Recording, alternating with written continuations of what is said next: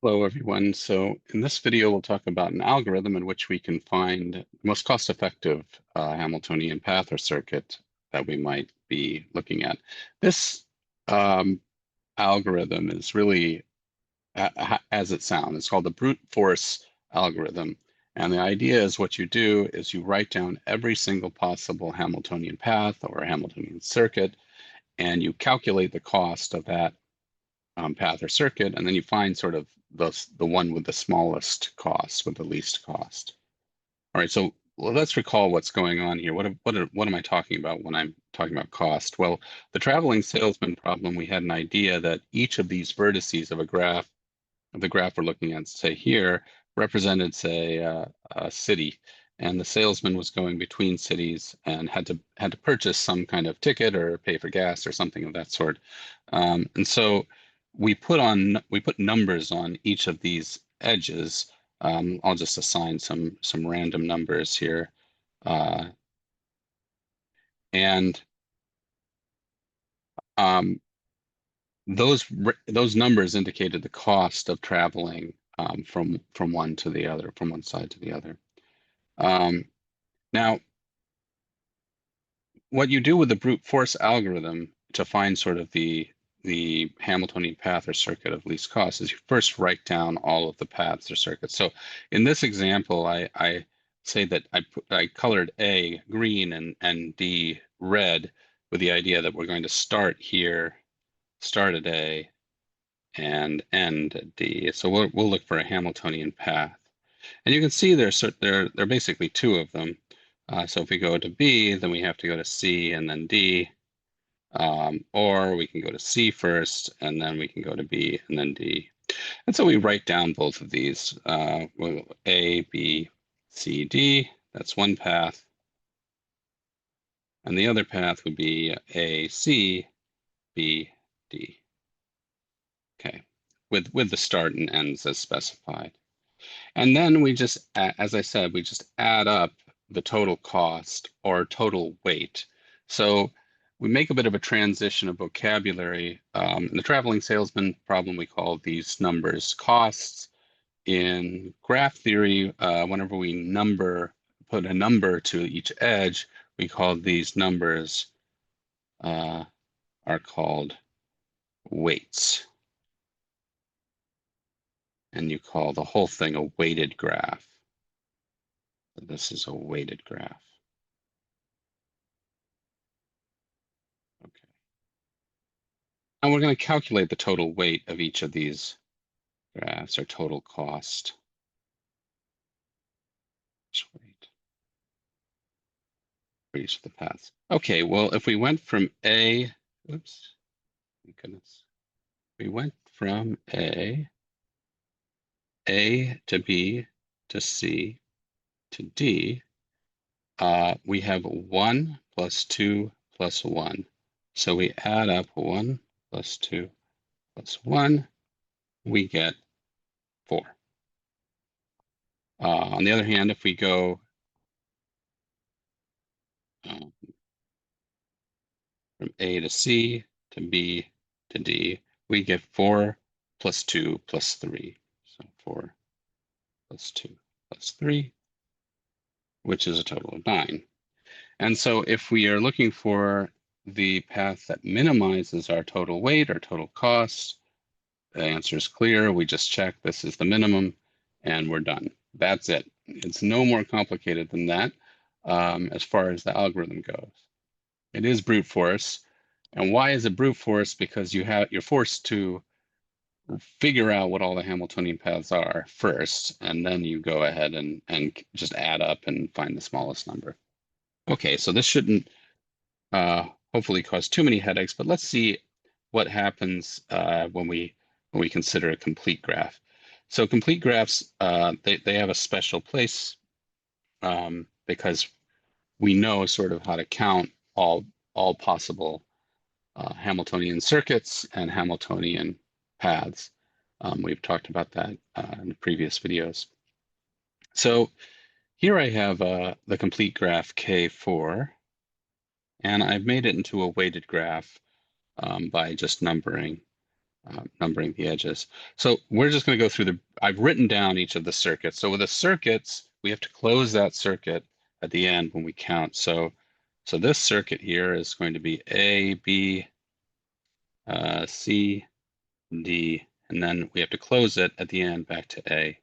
So we'll get this picture, and we see we get 4 plus 4 plus 2 plus 5. Okay, and that looks like it's 15 for the cost here. And okay, I'm going to go through. We'll go ahead and add. So we got A, B, D, C, A, B, D, C, and then again you have to close the circuit. And what are you going to get with that? You get 4 plus 6 plus 2 plus 2. 4 plus 6 plus 2 plus 2 is 14. Keep going.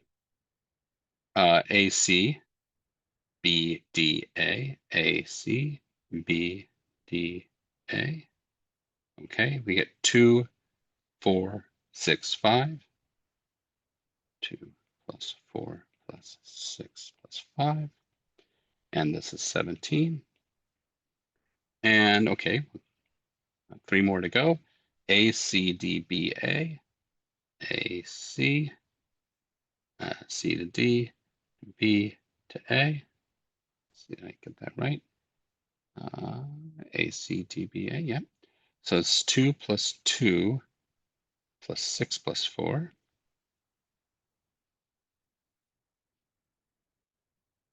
Is 14. And let's see. A, D, B, C, A. A, D, B, C, A is, let's see, 5 plus 6 plus 4 plus 2. 5 plus 6 plus 4 2 is 17. Okay, and then finally, our last one is going to be ADCBA. ADCBA. And that's 5 plus 2 plus 4 plus 4.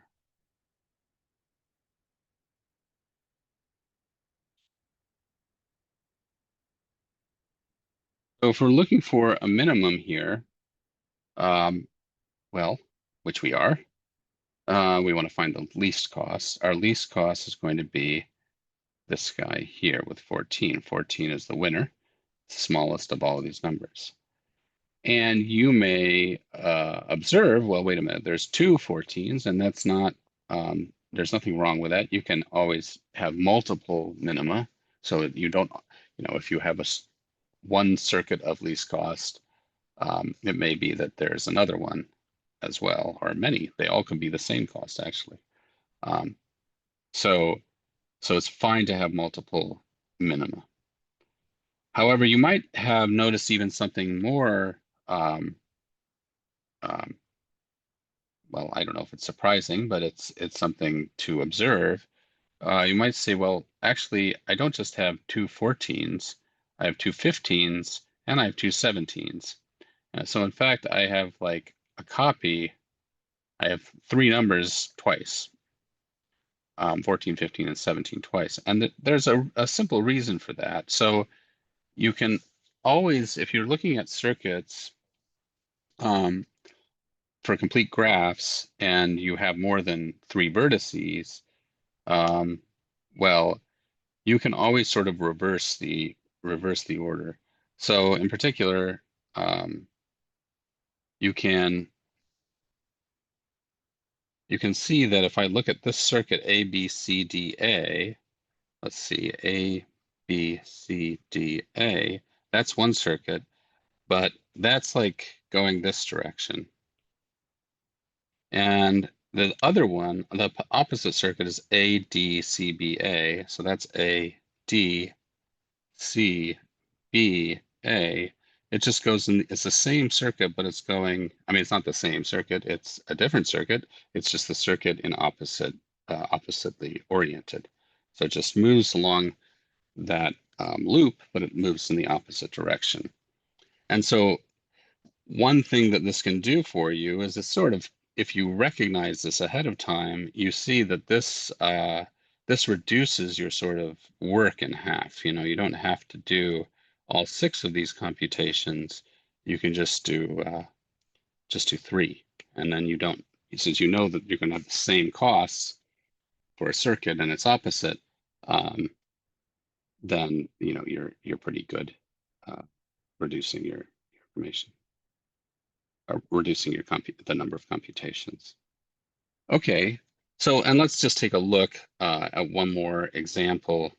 Um, so you'll have recalled, like if we look at K5,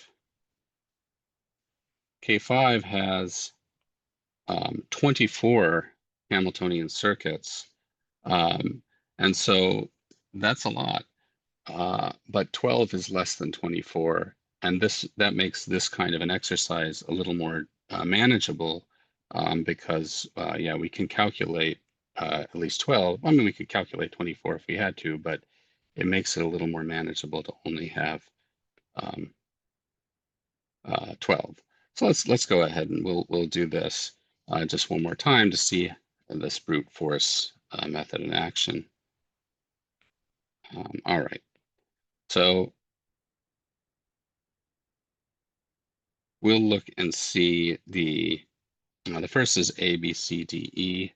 So this is A, B, C, D, E, and then we'll get something going all the way back.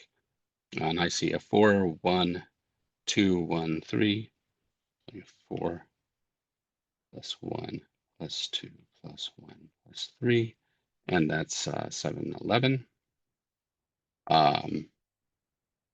So continuing, we can go A, B, C, A, B, C, E, D, A, E, D, A, and here I see a 4 plus 1 plus 4 plus 1 plus 1. Okay, 4 plus 1 plus 4 plus 1. And that looks like it is 11 as well. Good. And we can go to A, B, D, C, A, A, B, D, C, oops, A, B, D, C, E, pardon me. And then I have to close the loop. And so I get a 4 plus 2 plus 2 plus 4 plus 3 plus 2 plus 2 plus 3. And that looks like it's 15. All right. And continuing, A, B, D, E, C, A, A, B, D,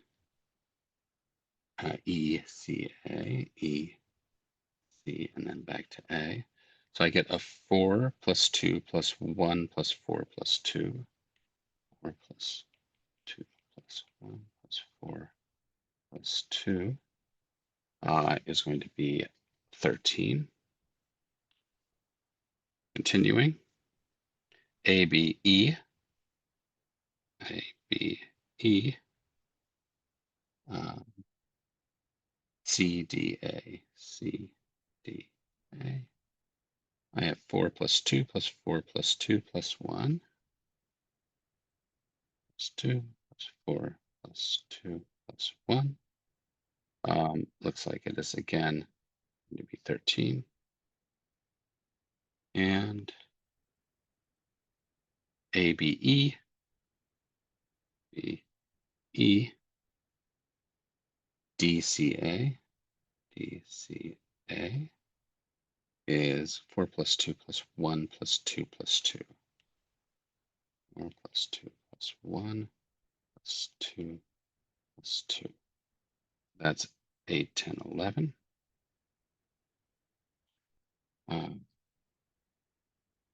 And A, C, B, D, E, A, C, B, D, E, back to A. That's 2, 1, 2, 1, 3. 2, 1, 2, 1, 3. 2 plus 1 plus 2 plus 1 plus 3. Wow, that one looks pretty promising. And then we'll go A, C, B, E, A, C, B, E, D, A. So we have 2 plus 1 plus 2 plus 1 plus 1. So that's even more promising, possibly. 2 plus 1 is 7. And A, C, D, B, E, A, C, D, B, E, A. I see a 2, 2, 2, 2, 3. 2 plus 2 plus 2 plus 2 plus 3 is 11. Almost there. A, C, E, B, D. A, C, E, B, D, A. I see 2, 4, 2, 2, 1. 2 plus 4 plus 2 plus 2 plus 1 is 11 again. And A, D, B, C, E. A, D, B, C, E. And then back to A is 1 plus 2 plus 1 plus 4 plus 3. 2 plus 1 plus 4. B, which is 11 again. So 11 seems to be a very popular number with this one. A, D, C, B, E. A, D, B, B, E, and then back to A. And that is 1, 2, 1, 2, 3. 1 plus 2 plus 1 plus 2 plus 3, which is 9 again. And it looks like we can then finally check and see a winner here. Let's double check that path. This is AC, AC, BE, BE, oops, messed it up, AC, BE, D, A. And yes, so that's 2 plus 1 plus 2 plus 1 plus 1. That is the minimizing path, minimizing Hamiltonian circuit. And there's only one of them. So all of these computations lead us to this one case. And if anything that you gain from watching me do that, hopefully on double speed, hopefully maybe zipping through it very quickly, is that it is very boring and it's very, I don't know, annoying to have to do this. Even if you program a computer to do this, it's an extremely long computation if you have a larger graph. So this is not an optimal algorithm. It is a tedious one. It takes a long time, and it takes a lot of unnecessary steps to get you to something that is, well, at least definitely going to be the minimizing circuit. Okay, but so next time we'll look at some ways of maybe gaining some efficiencies on this kind of a problem, and we'll go from there. Okay.